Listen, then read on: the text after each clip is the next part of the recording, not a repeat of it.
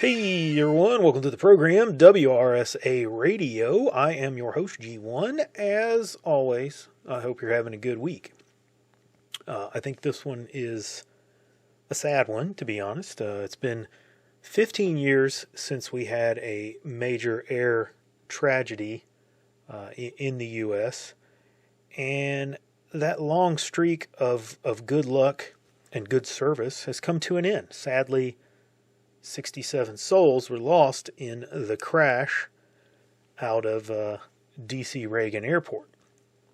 My condolences go out to the families and all that were involved. This is truly a terrible incident.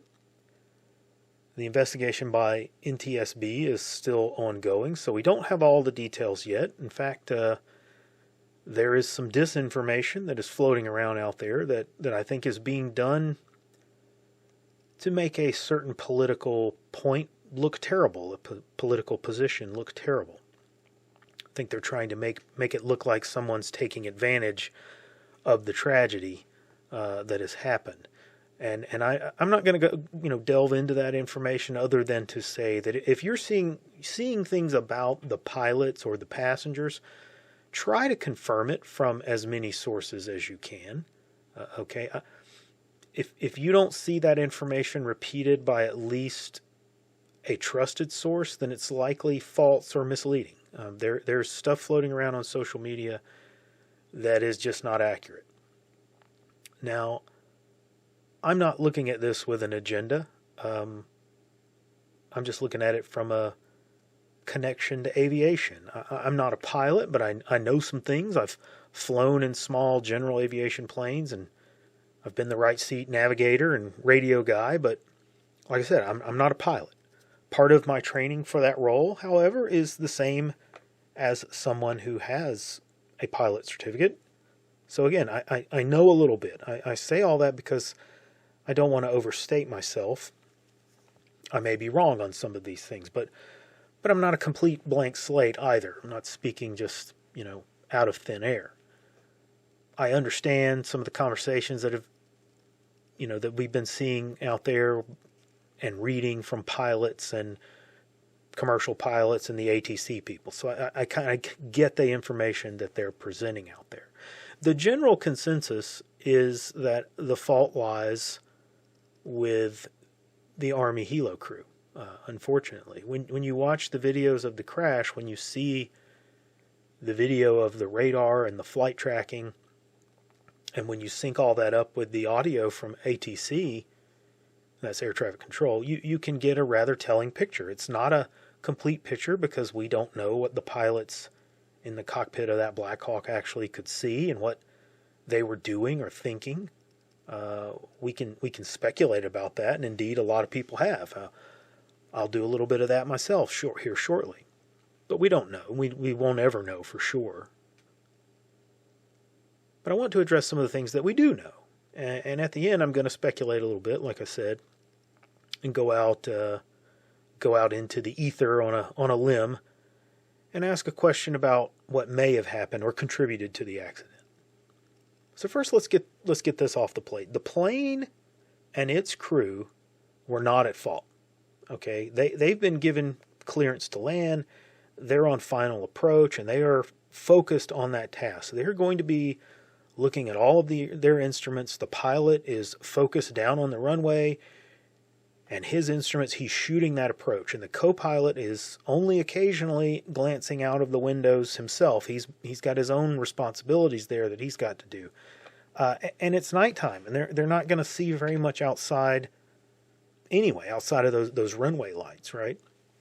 Considering the angle that the helo approached them, it's unlikely that they could see it from the cockpit or the co-pilot's position anyway. I don't think the pilot had any chance of seeing it. It was coming from the right side of the plane.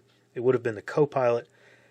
And again, I'm speculating a little here, nose up as you're coming down to kind of land, probably not seeing that helo. It's very likely lost in the background of the river and the other lights along that route. they're going to be looking down on the Black Hawk. And they may have caught sight of it like right at the last second. Now, inside of the aircraft is what is called TCAS, TCAS, which is traffic collision avoidance. It's using the same information that ATC has. It's getting, to show nearby aircraft, or at least a version of that information. And it issues warnings to the crew that, other aircraft are nearby. The problem is that warning is not terribly accurate in terms of how close the threat really is or how much something really is a threat. It's not that you ignore the warning, it's that it's going to go off around the airport all the time. It's really just letting you know that something is there and that you need to try to get a visual on it. It's also not terribly accurate at low altitude either, at least from what they say. I have seen that information in the planes that I've flown in, and at a certain point you're watching it and you're like, okay, well, as we get close, it's picking up all kinds of stuff and it's telling you that there's warnings, and you're like, oh, no, there's nothing out there, this kind of thing. That's a plane sitting on the ground over there, that kind of thing. So it's not super useful at that low altitude like that. So they probably could see the Black Hawk on the TCAS, but combined with all of that and some other information, they determine that it's going to fly behind them and avoid them. So it's no factor. Now, the other information that I'm talking about comes from ATC. When we hear the audio from air traffic control, we hear the controller direct the plane to take the approach to runway 33, which is kind of a dogleg from the main runway that they are lined up on for landing. And according to pilots, that is normal in terms of how that approach is flown into that particular airport. Apparently there was like security concerns. They didn't want planes approaching directly onto that runway 33. They want the flying into Reagan. They want them to line up on, I believe it's 11 runway 11, and then kind of at the last minute they push them off and have them turn in on a left base to final on 33. So that's exactly what they did. The controller puts them in that, it's called a circle approach, and they swing off the main inbound runway, line up, and go in to 33. So the controller then tells the Black Hawk that the plane out there is making his turn around, coming off of a point in the sky that is designated for that approach called Wilson Bridge. And the controller then asks if they have that plane in sight for them to make visual separation. And the Black Hawk acknowledges that they have the plane in sight. Whether they did or not is speculation. So as far as the ATC controller knows, the Black Hawk pilot has that flight in sight, and he's going to avoid it. He tells them to fly behind that plane.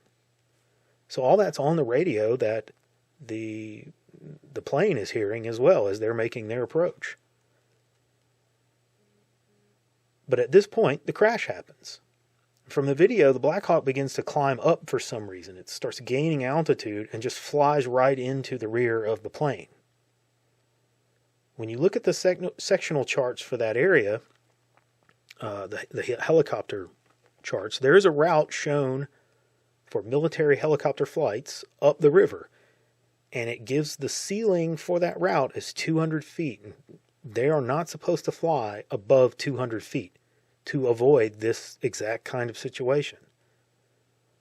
All of the radar data, the information that came off of FlightAware or Flight 24, whichever one you're looking at, all of that shows that the plane is landing, and at the time of the crash, it's at 350 feet.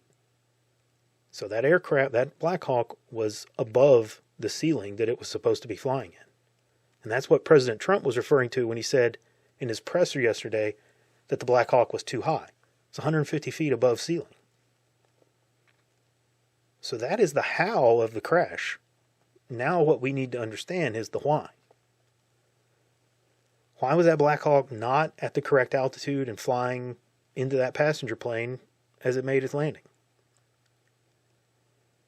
Now, attention has been turned to ATC as well as the pilots of the Black Hawk. President Trump has used this terrible accident to call attention to the DEI policies that were part and parcel of the Biden administration, bringing to light how this has impacted both the FAA as well as the military.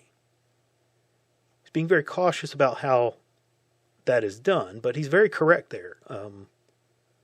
Although I don't think that we can point the finger at the specific ATC controller. I don't think he did anything wrong here. I think how this impacted ATC is this specific airport, as well as many others, are chronically understaffed. There's supposedly half the people working in the tower than there should be. Now we can speculate that had this tower been fully staffed, the controller might have been able to pay closer attention to the flights and perhaps, called off the Black Hawk. This is a direct result of the FAA refusing to hire candidates due to them being white. That's a fact, okay? We have a lawsuit pending right now from dozens of people who were fully qualified in that they had passed all of the required training and evaluations. That's a very rigorous program, okay? I saw some stuff about it yesterday. Really rigorous what they have to go through. And yet they were still not hired. So the FAA was okay spending untold amounts of money to train people, put them through this program, when they had no intention of hiring them because they were the wrong skin color. Now again, we can only speculate how this affected this specific accident. And we really don't know if another 5 or 10 controllers in the tower could have prevented it. I think it could have.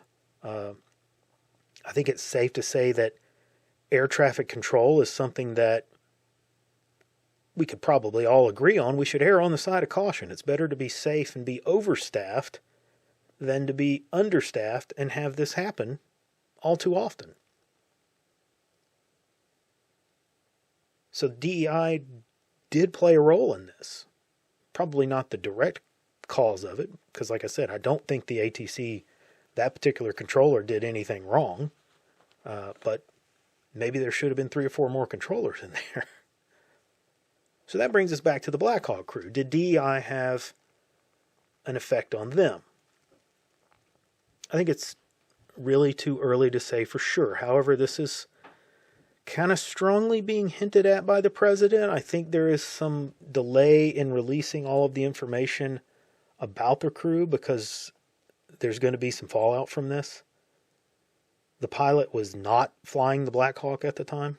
At least that's what we are being told now. This was a training flight for the co-pilot, and she was flying at the time of the crash.